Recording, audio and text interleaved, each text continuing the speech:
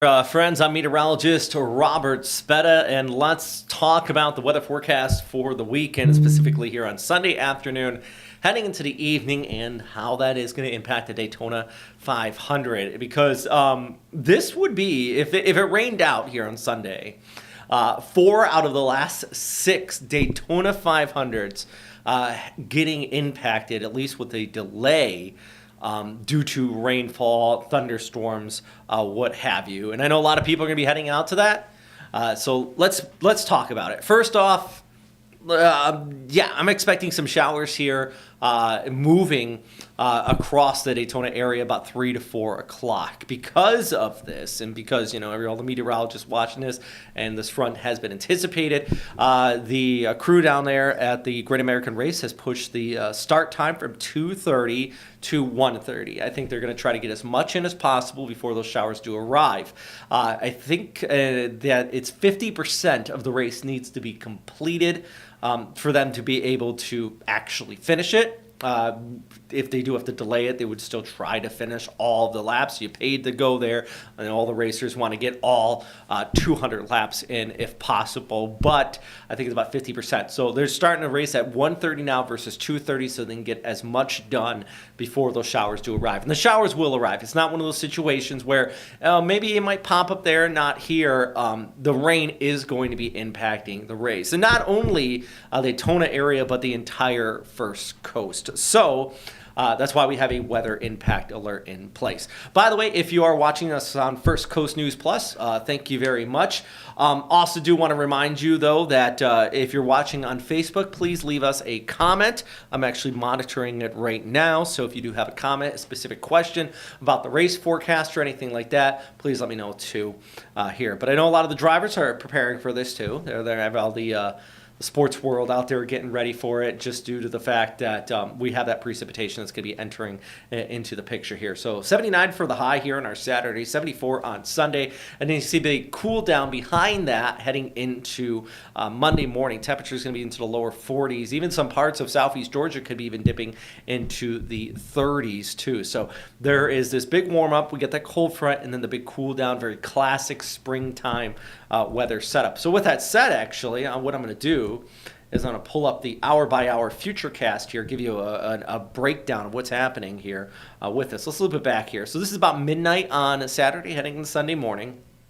As we scoot a little bit further, this is about 8 a.m., so by the time you're heading out for breakfast, places like Waycross over towards Valdosta are going to increase in the showers, and then this line continues to push off towards the southeast and eventually moves its way into Jacksonville. Now, there is that chance of some strong to severe thunderstorms in here, even an isolated tornado, but I think the main threat is going to be this straight line winds. In fact, this whole line almost becoming a linear setup, so you don't get like these individual supercells. You're going to have basically this gust front kicking on through, followed by this quick hitting short time rain, which is going to reduce visibility out there on the roadways. And that is why we have that weather impact alert in place, due to that severe weather threat, slick roads here on Sunday, where I-95 is already going to be busy due to what's going on with the Daytona 500. So from Jacksonville towards the south, after about noontime up to about 4 or 5 o'clock, it is going to be a messy go at it. So make sure you're extra careful out there on the roadways. As we continue to watch this move on through, though, it shifts towards the southeast. So getting those showers through about lunchtime here into the Jacksonville area, and then this continues to cruise towards the south by about 1, 2 o'clock, working its way closer to the Daytona area. And the guidance actually has been picking up the pace with this earlier and earlier and earlier, which could be a good or a bad thing depending on how you look at it for Daytona. For example, if it does arrive by about 2 o'clock, and the race starts at 1, they might get a few laps in, but then it will be fast passing, and maybe they can pick up the race after an hour or so after they dry out the track. Remember, slick tires for Daytona. It's not like Indy or the 24 hours out there where they just go on no matter what the weather is. You get a little bit of slick weather out there at Daytona for the Daytona 500 with NASCAR. They immediately pause it. And watch this as it shifts further towards the south. And by 4 or 5 o'clock, this specific guidance completely clears it out. And by 6, 7 o'clock, actually clear skies filter on its way in. And then we see that big drop in temperatures with those strong northerly winds sweeping in behind that. So with that said, about 10 to 4 o'clock for the Jacksonville area, we're looking at scattered showers, widespread rain, a few stronger, potentially severe storms in your forecast. So what you need to do, especially if you are traveling out there on the roads, is drive extra carefully. Especially if you are attending Daytona, and let's see that rain comes through and they do put an indefinite rain delay, you're going to have everybody trying to leave the track there at the same time, getting on 995 in a rainstorm. That would be the worst case scenario for travel, in my humble opinion. But based on what we're seeing right now, hopefully this comes through, it hits quick, and it moves on. So you got to deal with the rain. You bring the rain jacket, get ready to go with it, and you just kind of deal with it for about an hour or so. Stay sheltered if there is lightning, of course. Because lightning, the leading cause of weather-related deaths in the state of Florida, by the way. So always take it seriously if you do get some of those scattered showers kind of moving on through here. So one more, let's actually look at the timeline here for specifically Jacksonville. And you see that the windy icon at 10 a.m.? That's a southwesterly breeze, a low-level jet almost kicking in here. That is going to help warm things up into the lower 70s, but then about noontime, the storms kick on by. And then at 2, 3 o'clock, we still have the rainfall. And then after that, things do start to clear out. So once again, we'll go back to the hour-by-hour futurecast, give you another look at what I'm talking about here. As we look off towards the west, there's our front developing. That front is going to bring some severe thunderstorms in the form of the potential tornadoes across parts of Louisiana, Alabama, and Mississippi here on our Saturday. So if you're traveling west on I-10, make sure you're ready for that. And then it moves on by with that precip and then moves off towards the south and east. So some messy conditions for sure for the Daytona 500. And I can't stress enough that it's not it might hit. No, there's going to be rain likely in the middle of the race when it pushes on by. So you might be thinking, okay, I got a little deja vu here. Doesn't it feel like we've had rain delays? First off, before getting the stats here, from 1965 to about the year 2000, there was no rain delays. It was like several decades. There was no rain delays at Daytona 500. February is traditionally one of the drier months in Florida. And it is also the Sunshine State. So, people come here and they think, okay, the weather's going to be beautiful. But coincidentally, it just feels like Daytona has a streak of bad luck. It's not these afternoon storms. Coincidentally, on these Sundays, over the last few years, we have had these cold fronts. Not exactly, but very, very much like the setup we have here for this weekend. Moves in from the northwest, moves towards the southeast. Since the year 2000, 8 out of the 24 races, or 33% of them, have been delayed. Since 2023, out of 5, or 60% of the races have been delayed. And if we get a rain delay tomorrow, which likely we're going to see, it'll be 4 out of 6, or about 60, or excuse me, more than that, upwards of about 80% of the races being delayed. 3 times the race was pushed back to Monday as well, 2012, 2020, and 24. And prior to 2012, it never was pushed to Monday. They always were able to finish it on Sunday. So, yes, if you feel like it has been a bit of deja vu recently, that is 100% correct. Recent weather delays at Daytona include that 2024, which was specifically last year. We had a 5-hour delay in 2021, 2020 delayed to Monday, 2014. There was actually a tornado warning, which forced the grandstands to be evacuated and people to shelter in RVs. Thankfully, there was not a tornado that rolled through the Daytona 500, but they did have those thunderstorms. It was a lot of rain, and that actually caused a 6-hour delay in that specific situation. And then in 2012, it was delayed to Monday, as well as 2010. We did have a 40-minute delay. So the point is, you're not wrong in thinking this has been a common occurrence recently. It actually feels like it has happened a lot more often. I got somebody's just being very specific about what the race is called. They're saying what is considered the Great American Race, the race formerly known as the Great American Race, was a classic rally car. We all know that, but I understand what you're saying, Don, but let's be realistic here with each other. When you say the Great American Race, we're talking about the Daytona 500. I know that there was a previous one that was across the country and all that good stuff, but yeah, if you hear it, I know technical and in sports world you have that, but yeah, it's a good point and it's a good question. We call it the Daytona 500, also known as the Great American Race. So yeah, thanks for pointing that out. I do read all these comments and everything, so thank you very much. But yeah, so for the Daytona 500, aka Great American Race, if you want to call it that. Since 2008, out of the last 24 have been rained on. And once again, we take a look at our hour-by-hour futurecast here.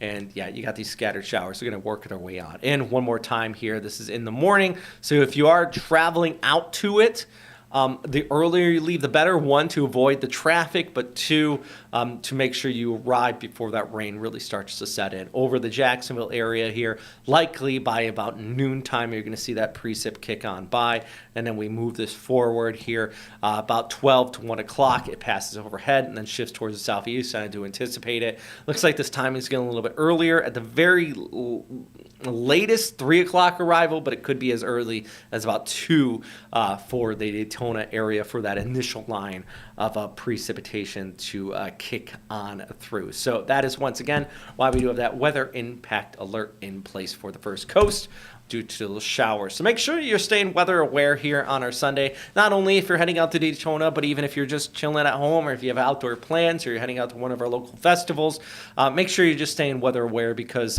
these storms are going to be moving in quickly, moving forward at about 40 to 50 miles per hour. So at the very least, if you don't have a tornado warning, which I don't expect, but it's possible, you're still going to have those straight line initial winds, which are going to be gusting at about 40 to 50 miles per hour. So that at the very least is going to be, blowing things around. I'm not saying power outages, but maybe some downed tree limbs. If you're outside having a picnic, your picnic is going to get launched across the field. Something like that. Make sure you're being ready and you just know all your friends are staying weather aware here. So drive carefully if you're heading out on the roads. Have indoor backup plans as well. And just stay prepared. It's that time of year. It's February.